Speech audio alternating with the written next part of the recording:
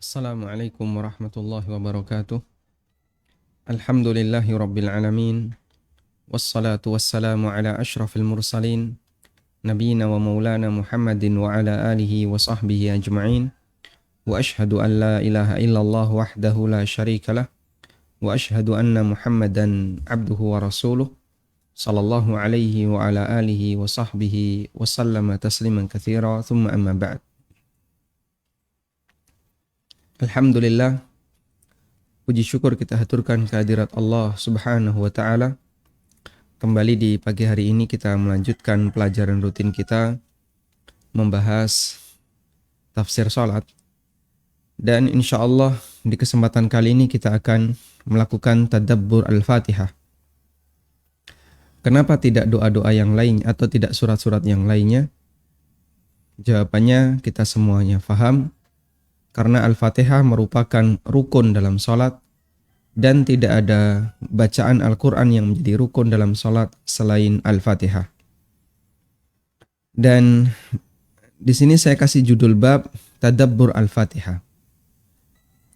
Bagi Anda yang memiliki buku, silahkan dibuka halaman 98. Kenapa Tadabbur Al-Fatihah? Ada apa dengan Tadabbur? Tadabbur dengan tafsir itu dua hal yang berbeda. Ada tafsir, ada tadabbur.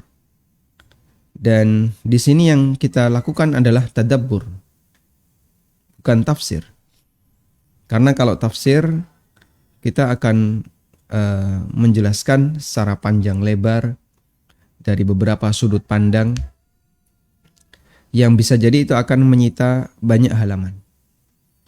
Sementara buku ini tujuannya bukan untuk itu.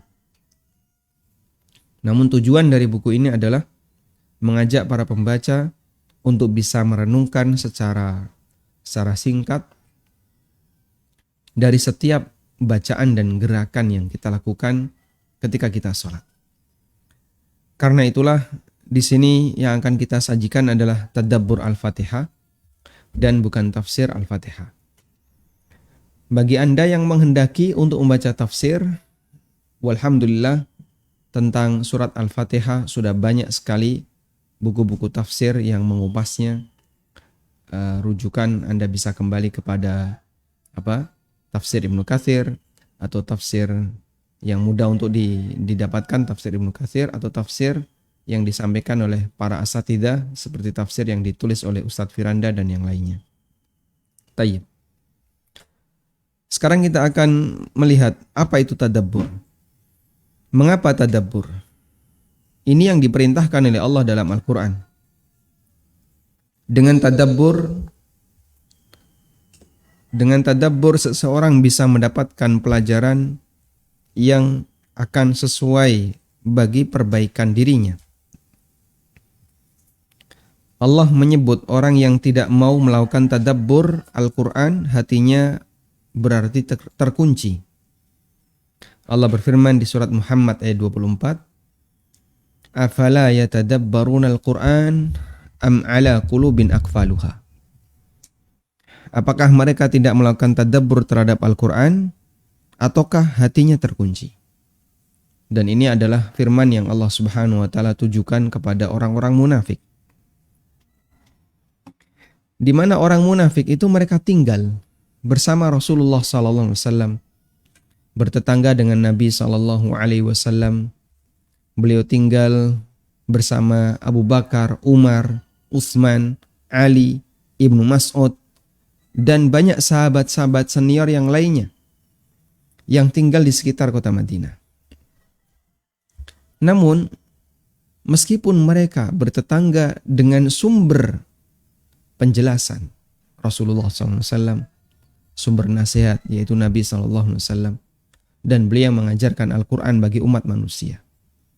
Meskipun mereka setiap hari mendengarkan Al-Fatihah dibaca, meskipun setiap hari mereka mendengarkan ayat-ayat Al-Quran dibaca, tapi mereka ternyata tidak bisa mengambil pelajaran darinya. Sehingga mereka tetap menampakkan kebencian terhadap Islam. Mereka tetap tidak suka dengan agama ini. Mereka bahkan bikin rusuh di masyarakat dengan menyebarkan berbagai macam berita-berita dusta Kadang mereka juga menyebarkan berbagai macam kedengkian di tengah masyarakat. Sehingga menghasut orang Yahudi, menghasut orang dari suku yang lain, agar kemudian bersama-sama untuk bisa menyerang Islam. Maka Allah Subhanahu wa taala ingatkan, "Afala yatadabbaruna al-Qur'an am 'ala qulubin aqfaluha?" Apakah mereka tidak merenungkan isi Al-Qur'an ataukah ada kunci dalam hatinya? Padahal tiap hari mereka mendengarkan Al-Qur'an. Makanya jamaah yang dimuliakan Allah Subhanahu wa taala, enggak jaminan orang yang bertetangga dengan ulama dia akan ketularan ilmunya. Sebagaimana ada orang yang bertetangga dengan Nabi SAW, bertetangga dengan Abu Bakar, dengan Umar, dan para sahabat-sahabat senior yang lainnya radhiyallahu ta'ala anhum ajma'in. Banyak orang yang bertetangga dengan mereka, namun ternyata sama sekali tidak mendapatkan pengaruh baik darinya. Karena hatinya adalah hati yang rusak. Hatinya dipenuhi dengan kebencian terhadap kebenaran. Maka Allah Subhanahu wa taala menutup hatinya sehingga hidayah itu susah untuk sampai bisa menembus ke dalamnya. Padahal ilmu itu cahaya. Dan cahaya itu punya daya untuk bisa menembus lorong-lorong yang di situ tidak ada penutupnya. Sehingga ketika hatinya itu sudah ditutup oleh Allah Subhanahu wa taala dan cahaya hidayah tidak bisa menembusnya, maka dia akan tenggelam dalam kesesatan. Cuman di sana ada sebagian orang yang berani dengan vulgar menampakkan kebenciannya sehingga jadilah dia orang zindik. Dan ada yang diam-diam sehingga dia ketika menampakkan kebencian hanya dari sindiran dan sindiran, nyindir kanan nyindir kiri. Dan itu gayanya orang munafik. Dan di masa Nabi SAW, karena mereka posisinya lemah, maka mereka hanya bisa nyindir. Dan kalau ada peluang untuk bisa diangkat, mereka angkat. Misalnya hadithul ifki. Apa itu hadithul ifki? Berita dusta tentang zina yang dilakukan oleh Aisyah radhiyallahu anha. Maha suci Allah dari apa yang mereka ucapkan. Sehingga mereka mengatakan Aisyah berzina. Masuk juga berita-berita dusta yang lainnya yang disebarkan oleh orang-orang munafik kepada kaum muslimin. Makanya Allah Subhanahu wa taala tidak menghendaki mereka untuk bisa mendapatkan hidayah disebabkan karena kejahatan yang mereka lakukan di tengah umat Islam. Kemudian Allah Subhanahu wa taala juga menjadikan tadabbur sebagai bagian dari tujuan Al-Qur'an diturunkan. Sebagaimana yang Allah firmankan di surat Shad ayat 29. Kitabun anzalnahu ilaika mubarakun liyadabbaru ayatihi waliyatadzakkara ulul albab. Inilah kitab anzalnahu ilaika yang aku turunkan kepadamu, mubarakun, dan dia diberkahi. Sehingga Al-Qur'an itu bisa dijadikan sebagai alat untuk tabarruk. Bentuknya bagaimana keberkahan Al-Qur'an itu? Liyadabbaru ayati. Agar mereka mentadaburi, merenungkan ayat-ayatnya. Sehingga bentuk mengambil keberkahan dari Al-Quran adalah mempelajarinya, mentadaburi ayat-ayatnya. Lalu orang bisa mendapatkan nasihat darinya. Orang bisa mendapatkan ketenangan di sana. Dan seterusnya. Meskipun ada bentuk kesalahan yang dilakukan oleh sebagian masyarakat. Mereka ngalap berkah dengan Al-Quran bukan dengan cara mentadaburi, tapi yang mereka lakukan adalah Al-Quran itu dijadikan sebagai teh celup, ya. Sehingga ada orang yang mencari Quran-Quran bekas atau Al-Quran yang sudah nggak dipakai, yang sudah kuning, yang sudah mungkin tidak bisa dibaca, sobek-sobek, terus disobek, Pak. Kemudian dilipat-lipat, nanti dicelupkan ke dalam air, lalu diminum, dijadikan sebagai obat. Ini teh celup Quran. Dan katanya itu bagian dari tabarruk terhadap Al-Quran. Baik, saya tidak sedang menilai perbuatan ini, namun kalau kita perhatikan bahwa makna keberkahan Al-Quran itu sebenarnya bukan ini.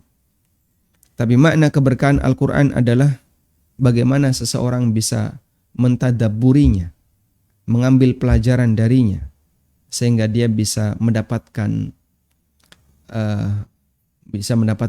nasihat, bisa mendapatkan bimbingan agar hidupnya menjadi hidup yang sejalan dengan hukum Allah Subhanahu wa taala.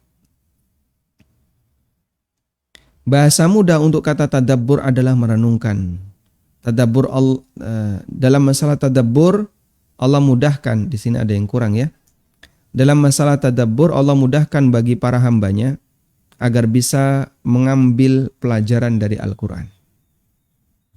Allah Ta'ala berfirman, وَلَقَدْ يَسَّرْنَا الْقُرْآنَ لِلذِّكْرِ فَهَلْ مِن مُدَّكِرٍ. Sungguh telah kami mudahkan Al-Quran untuk diambil pelajaran. فَهَلْ مِن مُدَّكِرٍ.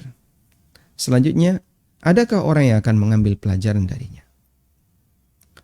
Allah sudah mudahkan bagi para hamba untuk mempelajari Al-Quran, merenungkan Al-Quran. Tinggal selanjutnya, apakah orang itu mau belajar ataukah tidak. Dan ada dua hal ya, ada fasilitas, ada usaha. Ada fasilitas, ada usaha. Bisa jadi ada orang yang dikasih banyak fasilitas, tapi usahanya minim, sehingga dia tidak bisa mendapatkan banyak manfaat. Sebaliknya ada orang yang sedikit fasilitas, namun Masya Allah, dia punya kegigihan dalam berusaha, sehingga dia bisa mendapatkan banyak manfaat. Terkadang kalau kita bandingkan antara kehidupan kita dengan kehidupan para ulama di masa silam, yang mereka memperjuangkan bagaimana caranya agar ajaran Islam itu tetap utuh dan bisa sampai ke generasi berikutnya. Masya Allah. Itu perjuangan yang luar biasa. Anda bisa bayangkan fasilitas untuk menulis itu tidak sebagaimana zaman sekarang. Orang untuk bisa nulis, dia butuh bahan yang harganya mahal. Tinta waktu itu masih mahal, karena masih langka. Kertas, dia kertas yang kasar, kemudian terbatas. Kalau dipakai nulis tidak seenak zaman sekarang.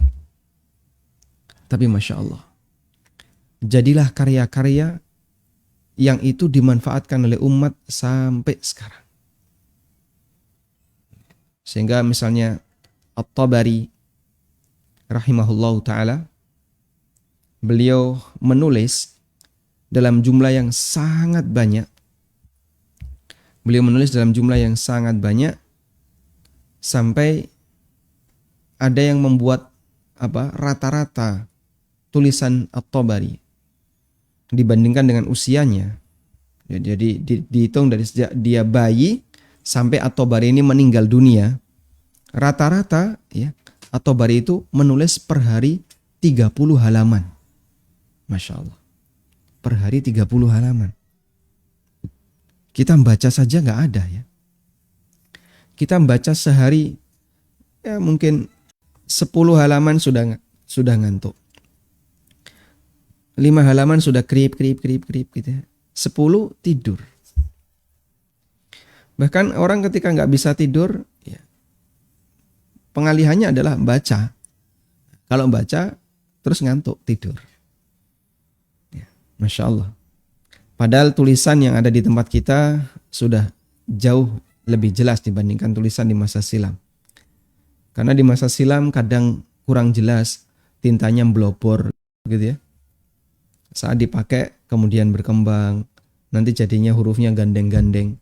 Sekarang Masya Allah ketikannya bagus, pakai cetak yang bagus, kemudian hurufnya jelas.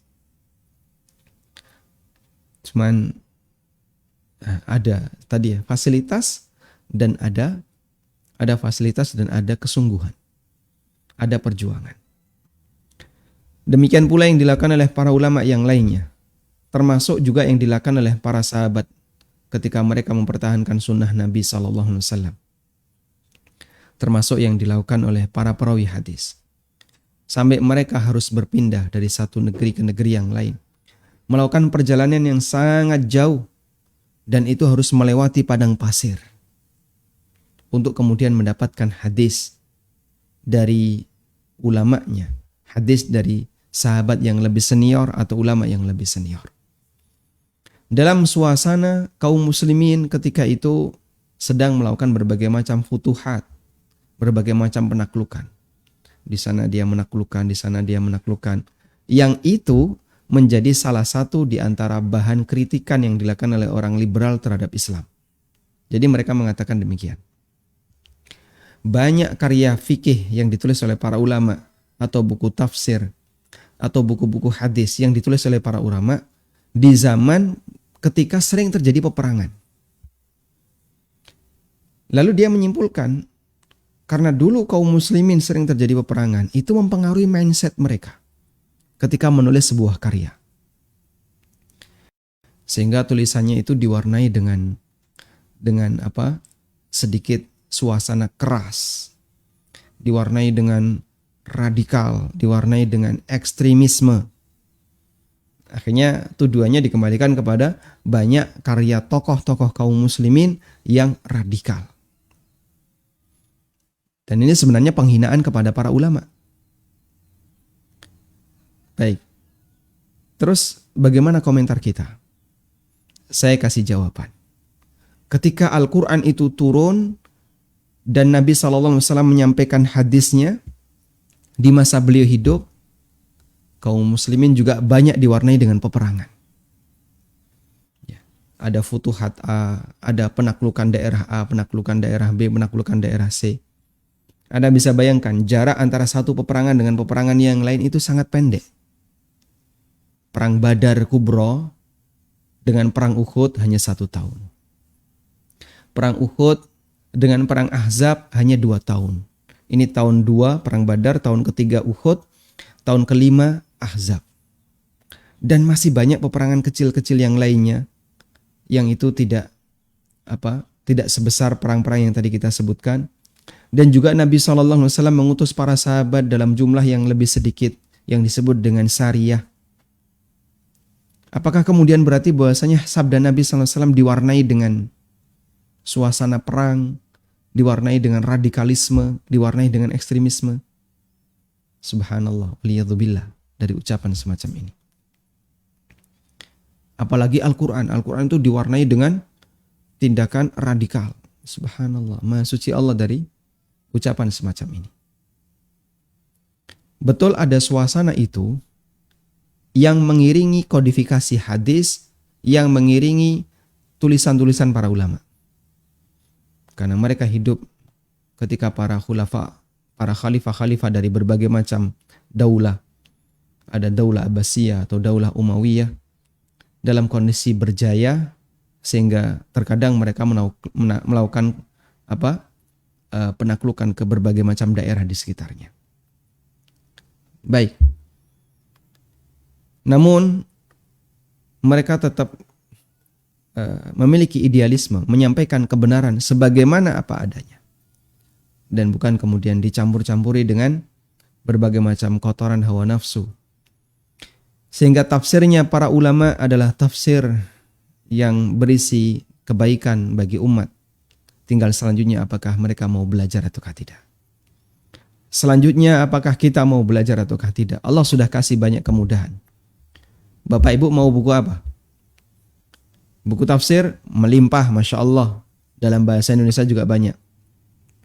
Mau buku hadis melimpah juga, dalam bahasa Indonesia juga banyak. Mau fikih jauh lebih banyak dibandingkan yang sebelumnya. Banyak sekali buku-buku fikih yang sudah diterjemahkan. Mau buku apa lagi? Sehingga banyak disiplin-disiplin ilmu yang kita itu sudah dimudahkan. Tinggal apakah mau untuk mengambilnya ataukah kita akan menyia-nyiakannya. Makanya benar apa yang Allah nyatakan. وَلَقَدْ يَسَّرْنَا الْقُرْآنَ لِلذِّكْرِ فَهَلْ مِن مُدَّكِرٍ. Sungguh telah kami mudahkan Al-Quran untuk diambil pelajaran. Tinggal apakah orang itu mau mengambil pelajaran ataukah tidak. At-Tabari rahimahullah mengatakan dalam tafsirnya ketika beliau menjelaskan ayat di atas, walaqad sahhalnal Qur'an, sungguh kami telah memudahkan Al-Qur'an. Bayyannahu, kami jelaskan Al-Qur'an. Wa fassalnahu, kami berikan rincian Al-Qur'an. Lidzikri, untuk diambil pelajaran. Liman arada ayyatadzakkara, bagi siapa yang mau mengambil pelajaran. Wa ya'tabira, dan bagi siapa yang mau mengambil iktibar. Wa yatta'idha, dan mengambil nasihat dari Al-Quran. Wa hawwannahu, dan aku mudahkan Al-Quran. Sehingga Allah mudahkan Al-Quran untuk diambil pelajarannya. Tinggal kita mau belajar atau tidak. Makanya kalau sampai ada orang yang begitu awam dalam masalah agama, di zaman seperti ini, di mana dia bisa dengan mudah mengakses pelajaran-pelajaran agama, saya bisa pastikan orang ini sangat rugi dan jelas rugi. Ada sebuah obrolan di belakang saya ya. Waktu itu ini di atas pesawat. Obrolan antara pramugari dengan salah satu awak pesawat yang dia bukan pramugari, tapi ikut menumpang ketika itu. Lalu ketika menyebutkan, jadi pramugari ini muslimah, dia sholat. Ketika temannya itu menyebutkan, sholat jenazah itu mepet-mepet, softnya mepet-mepet. Gitu ya. Terus dia heran, loh kenapa mepet-mepet? Nanti nek rukuk sujud gimana? Loh sholat jenazah nggak ada rukuk dan sujud. Apa komentarnya? Loh saya baru tahu ada sholat yang nggak pakai rukuk dan sujud. Saya baru tahu ada sholat yang nggak pakai rukuk dan sujud. Masya Allah. Ini orang di belakang saya, bahasa Inggrisnya cas-cis-cus, lancar. Disuruh cerita tentang pengalamannya, Masya Allah. Pagi sarapan di mana misalnya? Pagi sarapan di Pontianak, ya. Sore atau siang makan siang di Jakarta. Nanti sore sudah sampai Palembang, makan malam di Palembang. Nanti jam berapa lagi sudah sampai Padang. Dia istirahat tidur di Padang. Subhanallah. Dia kalau disuruh cerita untuk pengalaman dunia banyak. Termasuk juga ya video yang kemarin sempat viral. Ada petugas yang memakamkan jenazah COVID, ya. Kemudian dia sholat jenazah di mana? Di kuburan. Pakai ruku. Subhanallah. Ini orang kalau awam dalam masalah agama ya jangan sampai kebangetan kayak gitu. Ya awam-awam ya awam gitu ya. Tapi jangan sampai kebangetan seperti itu. Di tengah dia bukan orang yang tinggal di pelosok kampung, di mana akses internet nggak ada. Itu orang kota. Kejadiannya di Jakarta ya. Orang kota. Karena orang ini tidak punya perhatian sama sekali dengan agamanya, sehingga dia tidak menyisakan waktu walaupun hanya setengah jam untuk belajar agama. Sampai jadilah seperti itu. Coba kalau dia berikan waktu setengah jam saja untuk belajar agama, saya yakin gak sampailah separah itu. Ya, ini sebuah celaan bagi orang yang dia sama sekali tidak punya kepedulian terhadap agama. Padahal Allah Subhanahu wa taala mengingatkan, "Wa man a'rada 'an dzikri fa inna lahu ma'isyatan dhanka wa nahsyuruhu yaumal qiyamati a'ma." Barang siapa yang berpaling dari peringatan dariku. Maksudnya adalah tidak mau mempelajari peringatan yang telah Allah turunkan. Dia nggak punya perhatian sedikit pun untuk mempelajarinya. Fa inna lahu ma'isyatan dhanka. Maka dia akan memiliki kehidupan yang sempit. Kehidupannya pasti susah. Susah dari sisi mana, Pak? Bisa jadi dia kaya, betul. Tapi dia nggak bakalan punya ketenangan.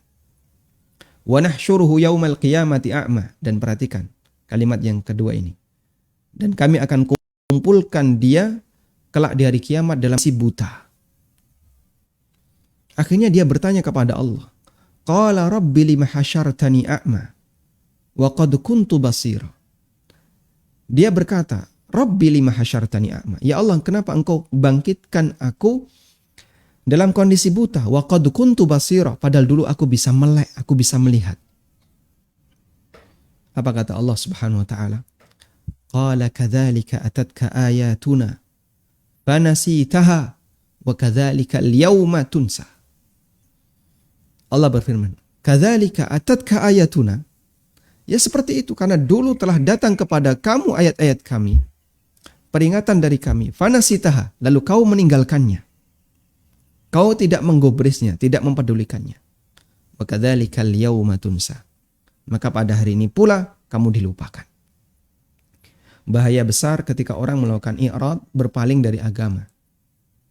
Sehingga dia tidak tahu apa saja kewajibannya, dia tidak tahu bagian mana yang dilarang dalam hidupnya, apalagi masalah halal haram dalam harta, sehingga wajar saja orang seperti ini ya, diibaratkan oleh Allah orang yang punya pendengaran tapi nggak dipakai, punya penglihatan tapi nggak dipakai, punya hati tapi nggak dipakai untuk mikir,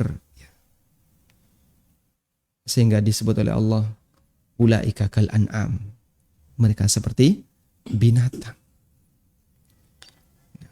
Tapi Masya Allah dalam masalah berita, Masya Allah, detail dia.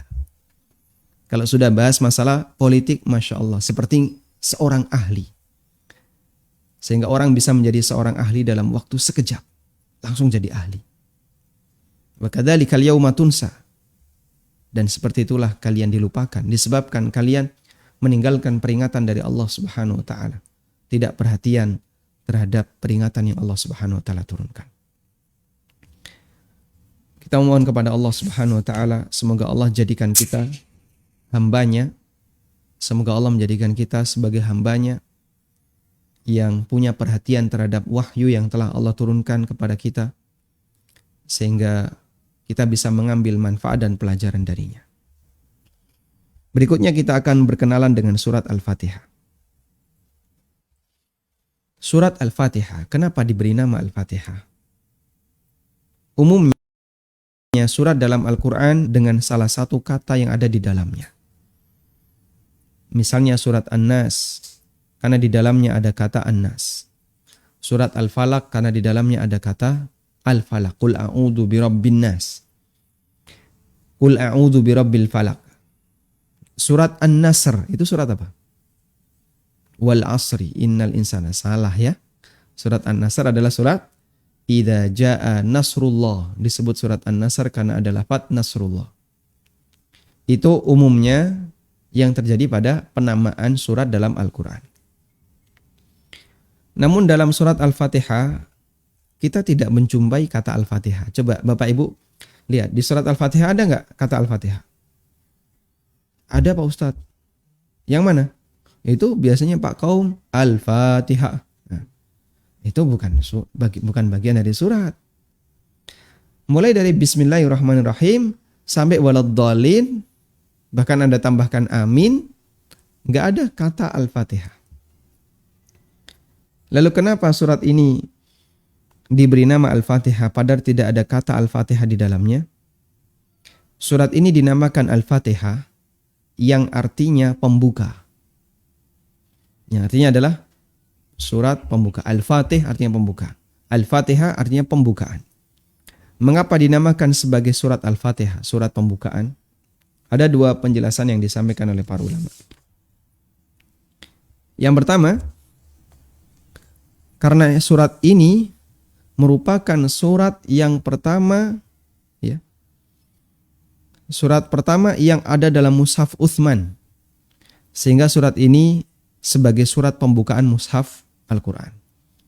Sehingga ketika orang membuka mushaf Utsmani, begitu dia buka sampul pertama ketemu Al-Fatihah. Begitu dia buka sampulnya ketemu Al-Fatihah. Maka dia merupakan surat pembukaan. Ini versi yang pertama. Dan itu yang dipertahankan sampai sekarang. Sehingga tidak ada Al-Quran yang urutannya di mana Al-Fatihah bukan nomor 1. Al-Baqarah dulu, lalu Al-Fatihah belakangan. Tidak ada Quran seperti itu. karena ini menyalahi mushaf Utsmani. Yang kedua, surat ini adalah surat yang pertama kali turun. Surat yang pertama kali turun secara utuh. Sebagaimana disebutkan dalam riwayat Al-Baihaqi dalam Dalail An-Nubuwah, meskipun ini merupakan pendapat yang lemah. Dan yang benar, surat yang pertama kali turun adalah surat Al-Alaq ayat 1 sampai 5, sebagaimana yang ma'ruf kita kenal dalam sejarah turunnya Al-Quran. Tayyib. Sehingga jamaah, versi yang kedua yang mengatakan bahwasanya Al-Fatihah adalah surat yang pertama kali turun secara utuh, ini pendapat yang lemah. Namun ini salah satu di antara pendekatan yang disampaikan oleh para ulama untuk menjawab kenapa surat ini dinamakan sebagai surat Al-Fatihah. Selanjutnya, surat ini terdiri dari 7 ayat dengan sepakat ulama. Surat Al-Fatihah terdiri dari 7 ayat dengan sepakat ulama. Meskipun mereka berbeda pendapat apakah basmalah termasuk ayat pertama dari surat Al-Fatihah ataukah tidak. Nah, jadinya bingung ngitungnya gimana. Kemarin ada khilaf, basmalah itu termasuk surat Al-Fatihah ataukah tidak. Ada yang mengatakan termasuk, ada yang mengatakan tidak termasuk. Tapi mereka sepakat Al-Fatihah terdiri dari 7 ayat. Padahal basmalah ada yang mengatakan termasuk, ada yang mengatakan tidak termasuk. Terus ngitungnya bagaimana? Ngitungnya adalah bahwa ada ayat yang panjang di bagian akhir surat Al-Fatihah itu dipenggal jadi 2. Kalau basmalah sebagai ayat pertama, maka ngitungnya Bismillahirrahmanirrahim. Alhamdulillahirabbil alamin, arrahmanirrahim, maliki yaumiddin. Iyyaka na'budu wa iyyaka nasta'in. Ihdinas siratal mustaqim. Nah, yang ketujuh, siratal ladzina an'amta 'alaihim ghairil maghdubi 'alaihim waladdallin. Jadilah 7. Bismillah ayat pertama. Kalau bismillah bukan ayat pertama, Pak. Tapi alhamdulillah. Alhamdulillahirabbil alamin, arrahmanirrahim, maliki yaumiddin. Iyyaka na'budu wa iyyaka nasta'in. Ihdinas siratal mustaqim. Siratal ladzina an'amta 'alaihim. Ayat yang ke-6. Ghairil maghdubi 'alaihim waladdallin. Ayat yang ke-7.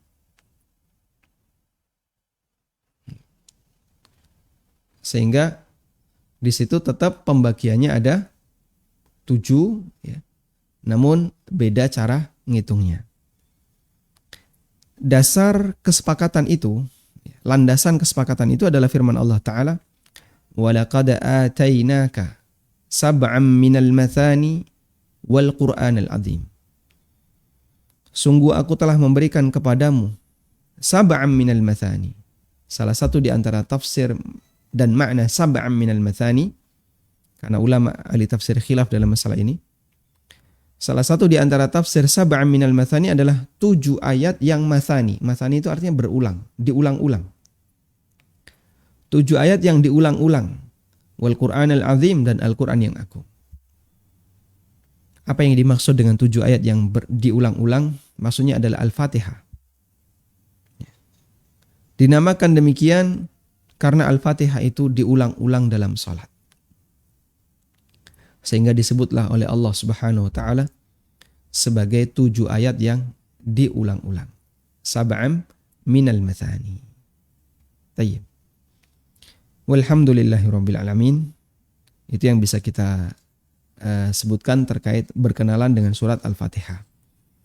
Dan masih banyak hal yang bisa kita gali dari Al-Fatihah.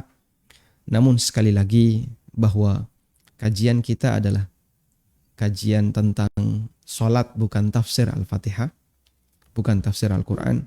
Karena itu penjelasan tentang Al-Fatihah tidak kita paparkan sebagaimana layaknya tafsir, tapi lebih fokus kepada apa yang berkaitan dengan sholatnya. Wallahu a'lam wa sallallahu ala nabiyyina Muhammadin wa ala alihi wa sahbihi wa sallam. Wa akhiru da'wana anil hamdulillahi rabbil alamin. Donasi pembangunan Madinah Islamic Primary School Unit Kerajaan Yayasan Amal Abadi Indonesia yang dibina Ustaz Aminur Bait STBA Hafizahullah saat ini tengah membangun gedung sekolah dasar Tahfizul Quran Madinah Islamic Primary School atau STTQ MIPS Unit Kerajaan. Gedung ini dibangun di atas tanah seluas 646 meter persegi.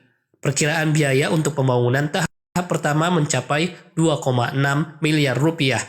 Salurkan donasi Anda untuk pembangunan PS melalui rekening atas nama Yayasan Amal Abadi Indonesia. Bank Mandiri Syariah 7441049999. Konfirmasi dan info donasi hubungi 0823457441. Jazakumullahu khairan. من ذا الذي يقرض الله قرضا حسنا فيضاعفه له وله أجر كريم.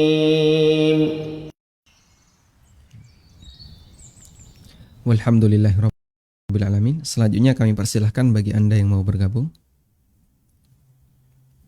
Bismillah. Ustadz, ana kalau sholat kadang bacaan sujud dan ruku tertukar. Tertukar. Ini bagaimana hukumnya, Ustadz? Baik. Bagaimana hukum sujud tapi baca doa ruku atau ruku tapi baca doa sujud? Itu bagaimana hukumnya? Di buku ini saya sebutkan ya tentang kesalahan ketika membaca ketika sujud dan ruku. Di fikih sujud membaca doa ruku ketika sujud di halaman 201. Kemudian ruku juga sama. Ada orang yang dia membaca doa ruku, membaca doa sujud ketika ruku. Ada di halaman 144. Sehingga saya sebutkan dua kali. Membaca doa sujud ketika ruku dan membaca doa ruku ketika sujud. Coba kita kutip untuk yang pertama, membaca doa sujud ketika ruku di halaman 144.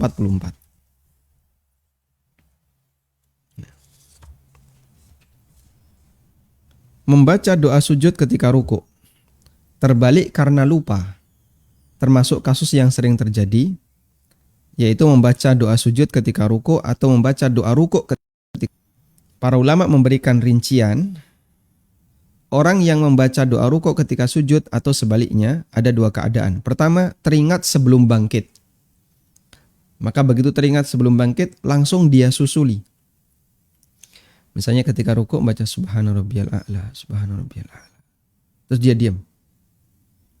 Nah, saya sudah 3 kali subhana rabbiyal a'la, subhana rabbiyal a'la, subhana rabbiyal a'la, terus dia diam ya. Tapi dia ingat tuh, ini kok a'la. Nah, diulangi langsung. Subhana rabbiyal azim, subhana rabbiyal azim, subhana rabbiyal azim. Nah, kalau sudah terjadi seperti ini, kalau melakukan seperti ini, maka dia tidak perlu sujud sahwi. Lanjutkan sholatnya sampai selesai. Yang kedua, tidak teringat hingga meninggalkan ruku, hingga ruku sudah dia tinggalkan, dia sudah i'tidal. Sehingga dia membaca doa sujud subhana rabbiyal a'la, subhana rabbiyal a'la ketika ruku, Allahu akbar, sami Allahu liman hamidah. Loh, di tengah i'tidal dia baru ingat. Oh iya, tadi bacanya subhana rabbiyal a'la.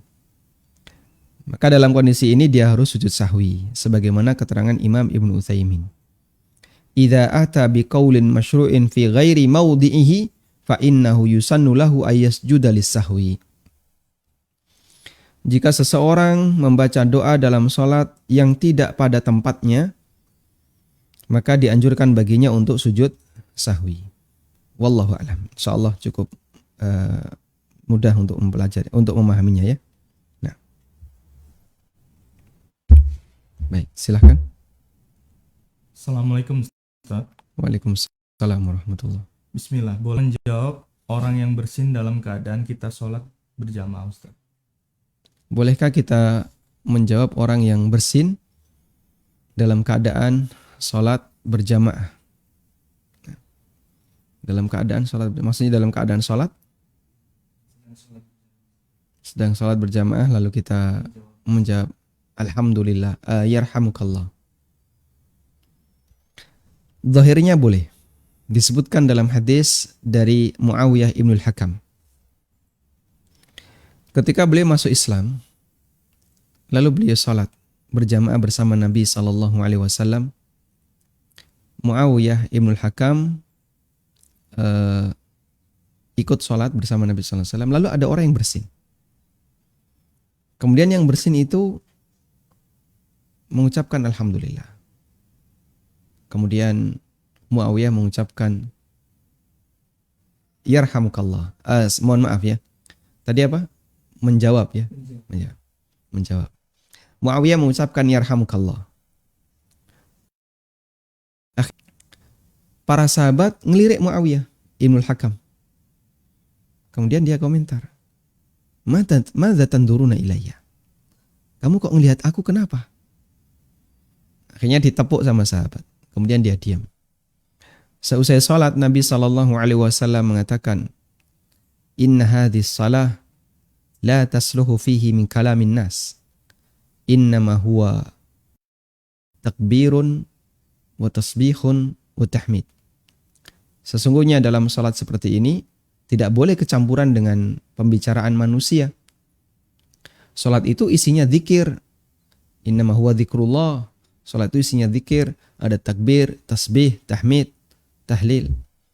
Sehingga jangan dicampuri dengan pembicaraan manusia. Baik. Dari riwayat ini, Nabi SAW di situ mengingatkan Muawiyah ibnul Hakam, tapi beliau SAW tidak mengingatkan orang yang membaca hamdalah. Tidak mengingatkan orang yang membaca hamdalah ketika bersin. Dan itu dua hal yang berbeda ya. Karena itu zahirnya wallahu taala alam ya. Untuk bacaan hamdalah ketika bersin ya, hukumnya diperbolehkan. Tapi untuk dibaca ketika salat, tapi untuk yarhamukallah tidak diperbolehkan. Wallahu alam, itu yang saya pahami dari zahir hadis. Nah. Baik, silahkan. Halo, Assalamualaikum. Waalaikumsalam warahmatullahi. Ustadz, bagaimana cara menjawab amin bagi tamu perempuan? Cara Apakah menjawab? Amin, Ustadz. Bagaimana cara mengucapkan amin? Oh iya, yang mengucapkan amin Nah. bagi jamaah perempuan. Bagi Tamu jamaah perempuan. perempuan. Apakah dilafal, maksudnya apakah diteraskan, apa itu di dalam hati? Baik. Ini bersama di masjid ya, bersama jamaah laki-laki. Iya, bersama jamaah laki-laki. Baik. Syukran Ustadz atas jawabannya. Assalamualaikum warahmatullahi wabarakatuh. Waalaikumsalam warahmatullahi wabarakatuh. Ada banyak zikir yang disyariatkan untuk dikeraskan. Seperti adzan, kemudian talbiyah ketika ihram haji atau umroh. Kemudian ada apa lagi? Misalnya termasuk kemudian iqamah juga dikeraskan. Dan zikir-zikir yang disyariatkan untuk dikeraskan ini bagi para wanita tetap dianjurkan untuk dibaca tapi pelan. Takbiran ya, ketika berangkat menuju lapangan pada saat sholat Id disyariatkan untuk dikeraskan. Namun bagi para wanita tabiatnya tetap, sehingga dianjurkan bagi para wanita ketika membaca amin ya tetap disuarakan tapi tidak terlalu keras. Kecuali kalau misalnya Anda sholat Anda sholat di rumah bersama suami karena suami tidak ke masjid disebabkan pandemi, atau Anda sholat di musola khusus bagi para wanita sehingga di situ tidak ada seorang lelaki pun misalnya, maka tidak masalah aminnya kemudian disuarakan dengan keras. Kita bisa mengambil pelajaran dari bagaimana Allah mengajarkan atau Nabi SAW mengajarkan ketika wanita mengingatkan imam yang salah. Bukan dengan bacaan subhanallah, karena nanti keluar suara. Tapi dengan apa? Dengan apa? Tepukan. Dengan tepukan tangan. Nah, imam kalau dengar itu ada Nah, gitu. Oh, berarti gerakan saya salah. Kemudian dia berpindah. Kalau berpindah salah lagi, nepuk lagi. Salah lagi, nepuk lagi. Sampai imam benar gerakannya. Sedangkan subhanallah itu bagi lelaki. Sehingga lelaki mengucapkan subhanallah jika imamnya salah. Wallahu alam. Baik, silahkan. Assalamualaikum Ustaz. Waalaikumsalam warahmatullahi. Semoga Allah selalu jaga Ustaz dalam kebaikan. Barakallahu fiikum wa laka bimithlin. Dan ada titipan pertanyaan Ustaz. Ini saudara anak kan lagi sakit. Lagi Sakit. sakit. Iya kan dia mohon maaf BAB-nya kan cair Ustaz. Jadi harus pakai pampers. Nah ketika dia mau sholat, dia sudah pakai pampers, dia bersuci, wudhu, kemudian saat sholat keluar lagi. Hukumnya seperti itu gimana Ustaz? Terus yang kedua, bagaimana juga ketika dia mau baca pegang buku yang ada ayat-ayat atau doa-doanya, apakah itu juga dibolehkan? Karena bukan mushaf. Baik. Demikian Ustaz. Nah, Jazakallahu wa jazakallahu khairan. Barakallahu fikum. Semoga Allah Subhanahu wa taala memberikan kesehatan bagi beliau dan semoga sakit yang saat ini beliau alami dijadikan oleh Allah Subhanahu wa taala sebagai kafarah dosa. Posisi orang yang dalam kondisi keluar najis, baik dari jalan depan maupun dari jalan belakang, yang itu tidak bisa ditahan. Alhamdulillah Allah Subhanahu wa taala memberikan kita kemampuan buang air secara normal. Sehingga kita bisa menahan ada sumbat di mana bisa kita buka, bisa kita tutup saat kita butuhkan. Sesuai dengan kemudahan yang diberikan oleh Allah Subhanahu wa taala. Ada sebagian orang yang alatnya ini rusak sehingga selalu terbuka. Akhirnya kotoran itu keluar terus. Kencing keluar terus. Seperti orang yang mengalami salisul baul ya. Mengalami beser. Kencingnya keluar terus. Nggak bisa ditahan. Terus bagaimana sholatnya? Fattaqullaha mastata'tum. Bertakwalah kepada Allah semampunya. Orang seperti ini disyariatkan untuk membersihkan najis sebelum sholat. Kemudian dia bisa pakai diapers, lalu dia mengerjakan sholat. Di tengah sholat tentu ada banyak gerakan. Gerakan turun ruku, bangkit i'tidal, nanti turun sujud. Yang itu bisa mempengaruhi organ ekskresi misalnya. Karena gerakan-gerakan itu menyebabkan perut ini sedikit tertekan, lalu keluar air kencing, perut tertekan, keluar kotoran. Lah terus gimana itu? Tidak masalah. Karena dia dalam kondisi gak mungkin itu bisa dihindari. Ketika beliau dalam kondisi tidak mungkin bisa dihindari, maka tidak dipermasalahkan untuk tetap bertahan dalam sholat meskipun keluar najis. Nah, kemudian muncul pertanyaan berikutnya. Wah, kalau seperti ini nanti repot. Repotnya gimana? Ada sholat yang waktunya berdekatan. Apa itu? Maghrib, isya, duhur, asar.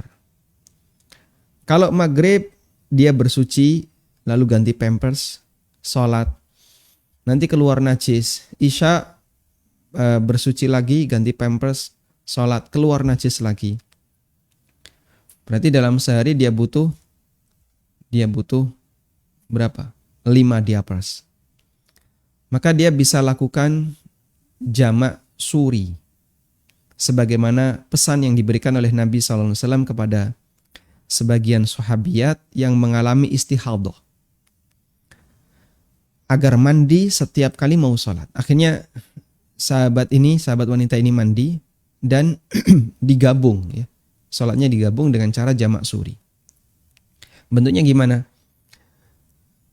Ketika sholat maghrib, maka diakhirkan. Ya. Sehingga beliau bersuci misalnya isya jam berapa? Jam 7. Jam 7 kurang 15. Jam 6.45, jam 7 kurang 15 menit. beliau bersuci, ya, membersihkan kotorannya, terus ganti diapers yang suci, yang masih bersih. Selanjutnya silahkan dipakai sholat maghrib. Begitu selesai sholat maghrib, datang adzan isya. Tunggu sebentar, langsung sholat isya dengan menggunakan diapers yang sama, sehingga beliau tidak perlu mengulang wudhu, tapi pakai wudhu maghrib. Waktunya masih berdekatan. Disebut jamak suri. Suri itu artinya mirip gitu ya. Padahal aslinya tidak. Tulisan suri ya. Jamak suri. Artinya kan mirip jamak padahal aslinya tidak. Kamuflase jamak. Dia kamuflase jamak. Waktu maghrib sampai di sini. Waktu maghrib. Lalu ini masuk isya. Ya, ini masuk isya. Maka beliau bisa sholat di posisi ujung ini. Beliau bisa kerjakan sholat di sini. Begitu selesai maghrib masuk isya. Maka langsung beliau kerjakan sholat isya. Sehingga seolah-olah ini jamak. Padahal aslinya bukan jamak. Maka disebut jamak suri. Seolah-olah jamak. Padahal ini di dua waktu yang berbeda. Zuhur asar juga sama. Ini zuhur. Waktu zuhur ya. Dia akhirkan. Begitu selesai zuhur, masuk asar. Maka dia seolah-olah menggabungkan antara dua sholat. Padahal aslinya tidak. Makanya disebut jamak suri. Mirip seperti jamak, padahal aslinya tidak jamak. Wallahu a'lam. Kemudian bagaimana kalau beliau membaca dzikir pagi petang? Insya Allah tidak masalah. Karena itu bukan Al-Quran. Bedakan dua hal ini ya. Buku yang ada kandungan Al-Quran dengan kitab Al-Quran. Baik. Buku yang ada kandungan Al-Quran, wanita haid boleh nggak megang? Saya langsung bicara untuk yang hadas besar ya. Kalau yang dialami tadi kan hadas kecil. Wanita haid boleh nggak megang? Contohnya apa? Buku dzikir pagi sore. Kan di situ ada ayat kursi dan ada surat Al-Ikhlas, Al-Falaq, An-Nas. Termasuk juga buku-buku yang lain, buku tafsir sholat. Di sini ada banyak sekali ayat-ayat Al-Quran. Jawabannya boleh, karena ini bukan Al-Quran. Sehingga wanita haid yang megang seperti ini tidak terhitung sebagai orang yang sedang megang Al-Quran. Jika kita mengambil pendapat bahwasanya wanita haid dilarang megang Al-Quran. Boleh nggak saya megang, misalnya wanita haid megang buku tafsir sholat, dia pegang. Terus dia ikut kajian tiap pagi. Di sini ada teks surat Al-Fatihah. Ada juga firman Allah di ayat-ayat yang lain. Jawabannya boleh, karena ini bukan Al-Quran. Ini buku. Ini buku biasa, bukan Quran. Baik. Termasuk juga para ulama mengatakan buku tafsir. Buku tafsir, Masya Allah. Tafsir Quran ya kandungannya banyak sekali Al-Quran. Cuman ini tidak disebut sebagai Al-Quran, tapi ini tetap disebut buku tafsir. Sehingga wanita haid boleh megang buku tafsir. Beda dengan kitab Al-Quran. Satu mushaf Al-Quran. Semuanya isinya Quran. Kalau ada tambahannya sedikit. Maka ini wanita haid tidak boleh. Orang yang dalam kondisi hadas besar, tidak boleh, dilarang. Nah sekarang yang hadas kecil boleh nggak? Ya ulama khilaf, ada yang membolehkan, ada yang melarang. Ada khilaf di sana. Ini juga sama sebenarnya, ada khilaf anda yang membolehkan dan melarang. Sehingga wanita haid boleh nggak memegang mushaf. Ada sebagian yang melarang, ada sebagian yang membolehkan, dan jumhur melarang. Jumhur ulama melarang. Karena itu kalau anda mengambil pendapat yang mengatakan terlarang, maka wanita haid tetap boleh tadarus dengan membaca, tapi tanpa menyentuh. Wah gimana Pak membaca tanpa menyentuh? Ya banyak sekali, fasilitas itu kan banyak. Anda punya laptop. Di laptop ada Al-Quran, buka Quran di laptop, Anda megang mouse. Mushafnya ada di layar laptop, di layar komputer. Sehingga Anda tetap bisa baca tanpa menyentuh Al-Quran. Wallahu a'lam. Nah. Silakan. Ustadz, Ustadz, Ana mau tanya, wudhu itu sempurnanya kan kali. Kalau habis wudhu kita batal, lalu kita ngulangnya 1 kali bagaimana? Syukron. Nah. Ibnu Abbas radhiyallahu anhu pernah mengatakan, kana Nabi sallallahu alaihi wasallam yatawaddau marrataini. Nabi sallallahu alaihi wasallam terkadang berwudu sekali-sekali, kadang beliau berwudu 2 kali. Sehingga wudu bisa sekali-sekali, dan itu gerakan minimal dalam wudu. Sehingga misalnya membasuh muka sekali boleh, mencuci tangan sampai siku sekali boleh, cuci kaki sekali boleh, apalagi dalam kondisi air terbatas. Sehingga kita bisa wudu dengan menggunakan air 1 mud, ya. 1 cakupan 2 telapak tangan dengan cara gerakan sekali-sekali. Hukumnya diperbolehkan. Wallahu a'lam. Assalamualaikum Ustadz. Waalaikumsalam warahmatullahi. Untuk sholat berjamaah seperti zuhur dan asar, jamaah seperti saya lebih dulu selesai membaca Al-Fatihah dan surat pendek. Apa yang harus dibaca sambil menunggu imam, Ustadz? Anda begitu selesai baca surat pendek, ternyata imam belum ruku. Apa yang harus dibaca? Baca surat pendek yang lain. Karena tadi mungkin surat pendeknya kependekan, ya. Lalu imam belum ruku, dan Anda nggak tahu kapan ini selesai. Anda baca lagi surat pendek yang lain. Intinya begini, jangan sampai ada yang nganggur dalam sholat. Nah, ini kaidah, ya. Jadikan ini sebagai kaidah. Jangan ada yang nganggur ketika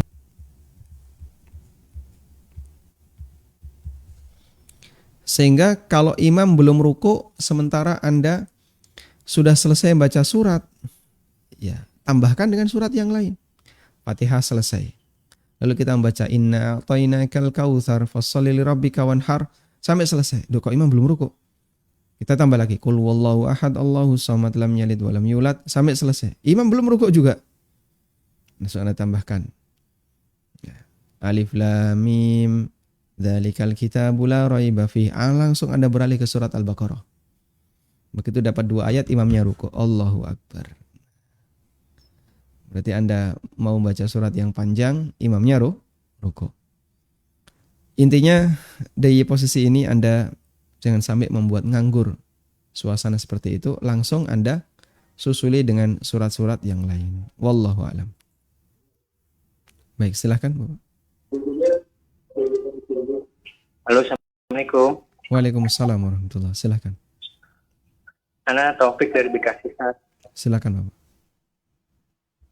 Ana kan kalau Ana lihat di Salafi sendiri itu ada perbedaan pendapat tentang masalah sholat jamaah di masjid dan Jumatan di masjid. Menghukumnya itu gimana, Ustaz, ya? Untuk sholat jamaah dan Jumatan di masjid, Ustaz. Syukran, Ustaz. Jazakallahu khair. Assalamualaikum warahmatullahi wabarakatuh. Waalaikumsalam warahmatullahi wabarakatuh. Di tengah ulama sendiri, ya, yang kemudian itu diadopsi oleh para asatidzah yang ada di Indonesia, sehingga posisi asatidzah di sini adalah menyaring pendapat-pendapat yang mereka pelajari dari para ulama lalu disampaikan ke masyarakat. Mereka bukan berijtihad sendiri, mereka menggunakan hasil ijtihadnya para gurunya, para ulama-ulama yang lebih senior, guru-guru mereka, baik yang ada di Saudi, yang ada di Mesir, di Yordan, Yaman, maupun negara-negara yang lain. Lalu mereka sampaikan itu kepada masyarakat. Makanya posisi para ustadz itu, ya bahasa kita talanging boso, ya, hanya sebatas sebagai penyambung lidah. Ulama mengatakan seperti ini, lalu kita sambung agar bisa sampai ke masyarakat. Nah, mereka berbeda pendapat. Kalau dalam kondisi pandemi seperti ini, apakah kita tetap ke masjid ataukah tidak? Baik dalam sholat wajib maupun sholat Jumatan. Mereka juga beda pendapat. Kalau kita ke masjid, softnya renggang ataukah rapat? Mereka beda pendapat. Dan ini termasuk di antara permasalahan yang memang kontemporer tapi cukup banyak ulama yang membahasnya, sehingga sangat cepat ya, sangat cepat sekali fatwa yang muncul. Beberapa bulan sudah ada kumpulan fatwa tentang corona, dan ada buku khusus nih, kumpulan fatwa tentang corona. Taib. Sehingga ijtihad seperti ini kemudian mereka sampaikan. Jadilah khilaf di tempat kita, ada yang berpendapat A dan B. Terus kita sebagai para orang-orang yang sedang belajar, apa yang harus kita lakukan? Prinsipnya adalah seperti yang Allah firmankan dalam Al-Qur'an, alladzina yastami'una al-qaula fayattabi'una ahsana. Orang yang mendengarkan pendapat lalu dia mengikuti mana yang terbaik. Sehingga Anda kalau bisa menimbang, Ustadz A mengatakan seperti ini, Ustadz B mengatakan seperti ini, alasannya seperti ini, lalu Anda timbang, oh kira-kira dari dua alasan ini yang lebih mendekati kebenaran adalah ini, maka silahkan itu Anda jadikan sebagai acuan. Wallahu a'lam. Nah, silahkan. Silahkan, Anda sudah terhubung. Silahkan Bapak. Halo. Silahkan. Silahkan. Halo. Bapak sudah terhubung. Oh ya, mau nanya ya? Baik, sebelumnya mohon maaf Bapak, televisinya tolong di-mute volumenya. Iya, iya. Iya. Halo. Baik, saya masih mendengar suara televisi Bapak, sebaiknya di-mute Pak. Iya. Baik, nah, silakan. Sekarang Bapak boleh menyampaikan. Yes. Kalau ini kita sedang melaksanakan sholat sunat qalbiyah sebelum zuhur 4 rakaat. Kedua itu 2 rakaat pertama. Kita itu ada yang ragu yang itu tapi kita lupa untuk sujud sawi. Nah waktu kita ngerjakan sholat yang berikutnya baru teringat di situ. Nah, untuk apakah kita berhenti atau tunggu selesai baru sahwi untuk yang sholat yang pertama tadi? Sebentar, bisa diulang Pak? Bapak qobliyah duhur 4 rakaat ya? Iya.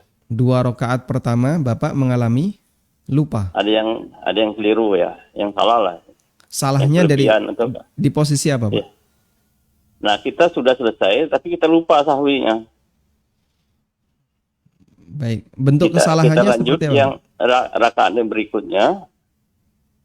Nah, teringat di situ. Nah, kita berhenti untuk sahwi atau selesaikan dulu yang rakaat yang berikutnya itu.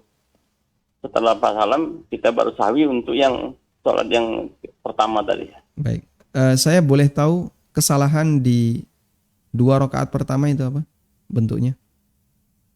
Kita misalnya ini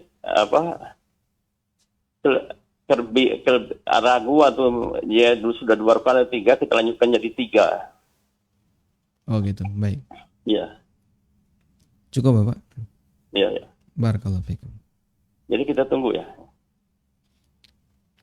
Baik,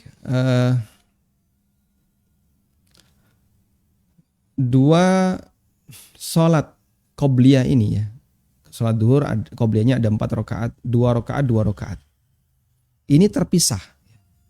2 rakaat pertama salam, 2 rakaat kedua salam. Karena terpisah, maka sholat yang kedua tidak ada kaitannya dengan sholat yang pertama. Sehingga Anda kalau batal di sholat yang pertama, kemudian Anda melakukan sholat yang kedua, misalnya ya, misalnya kasusnya batal. Anda batal di 2 rakaat pertama, lalu Anda melakukan 2 rakaat yang kedua, maka 2 rakaat yang kedua ini selama sah tidak ada kaitannya dengan yang pertama. Sehingga yang pertama ya sudah yang pertama. Yang kedua sholat baru lagi. Baik. Nah selanjutnya sekarang kita akan bahas untuk kasus lupanya. kasus lupa di qobliyah yang pertama. Lupa ada yang mengharuskan sujud sahwi dan ada yang tidak mengharuskan sujud sahwi, tergantung bentuk lupanya. Lupa mengerjakan sunnah itu tidak sampai wajib sujud sahwi. Ya. Kemudian termasuk juga tadi ya yang kita baca dari keterangan Imam Ibnu Utsaimin, salah tempat ketika membaca doa ruku jadi doa sujud, ketika sujud baca doa ruku atau sebaliknya. Beliau katakan yusannu, dianjurkan untuk sujud sahwi. Sehingga andai pun tidak sujud sahwi, sholatnya tetap sah. Terus bagaimana kalau misalnya bentuknya keraguan? Ragu jika itu muncul setelah sholat, setelah ibadah selesai, tidak digubris. Imam Ibnu Utsaimin rahimahullah menyebutkan ada keraguan yang itu tidak perlu digubris. Pertama adalah keraguan yang terlalu sering. Ada sebagian orang yang dia dihantui dengan was-was. Setiap kali ibadah selalu muncul keraguan. Kayaknya ini saya kok keliru. Kayaknya saya kok keliru. Akhirnya ibadahnya diulang. Keraguan yang seperti ini hanya was-was. Enggak perlu digubris. Yang kedua, keraguan yang muncul pasca ibadah. Kita selesai melakukan ibadah, terus tiba-tiba muncul keraguan. Dan enggak ada indikator kuat. Enggak ada indikator kuat kalau kita tadi salah. Sehingga masih berimbang antara benar dengan antara keyakinan kalau sholatnya sudah benar dengan keyakinan kalau sholatnya salah. Dalam posisi seperti ini, maka tidak perlu digubris. Ini keraguan yang tidak perlu digubris. Karena ini sebenarnya efek dari was-was. Nah, kalau misalnya Anda tadi sholat qobliyah duhur 2 rakaat pertama, lalu muncul keraguannya di sholat qobliyah yang kedua, maka berarti ini masuk kategori ragu setelah ibadah dan itu tidak perlu digubris. Wallahu a'lam. Baik, demikian yang bisa kita sampaikan. Semoga bermanfaat. Wassallallahu ala nabiyyina Muhammadin wa ala alihi wa sahbihi wa sallam. Wa akhiru da'wana anil hamdulillahi rabbil alamin. Subhanakallahumma wa bihamdika asyhadu an la ilaha illa anta astaghfiruka wa atubu ilaik. Wassalamualaikum warahmatullahi wabarakatuh.